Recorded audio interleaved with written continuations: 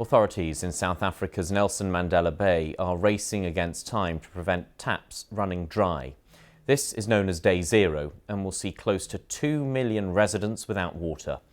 A prolonged drought and poor management of water infrastructure has been blamed for the crisis. Our correspondent Nomsa Maseko visited the area. A warning many here in Gqeberha have become familiar with as the city braces itself for the arrival of Day Zero. Residents have been urged to use water sparingly.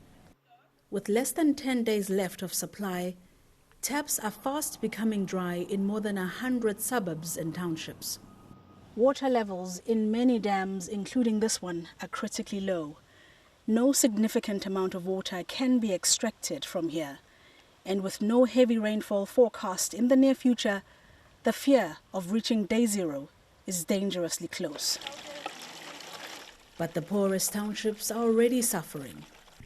There are only 3 taps for hundreds of people that live here, and on most days, they don't work. When there is no water, we rely and struggle to go and fetch the water in Mandela Dam. And we take it because we don't have an alternative and we don't have a choice. So we need, because the body needs the water to drink and we need to cook. What is worrying us more is those people that are sick and those ones that are disabled and the elderly people. Environmentalists have said water scarcity has been amplified by climate change over the last 7 years. But mismanagement has also played a role. Millions of litres are lost every day despite water shortages. A third of the city's water supply is lost through leakages such as this one. They're now working to fix more than 3,000 of them to prevent taps from running dry.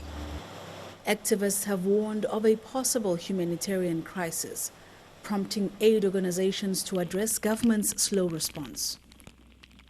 We drill the balls into schools, which makes it much more practicality in terms of providing water to the school, so there's no disruption in the school calendar, and as well as installing taps outside.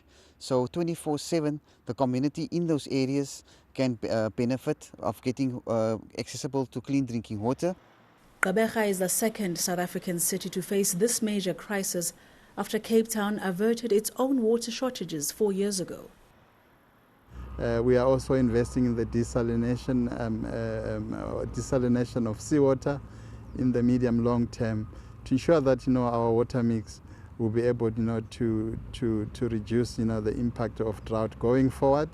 As I have said, we have got a 4-year cyclic.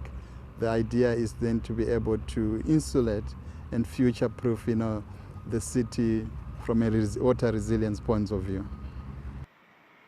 Plans are in place to make sure that no other city faces water scarcity. Nomsa Maseko, BBC News, Gqeberha, South Africa.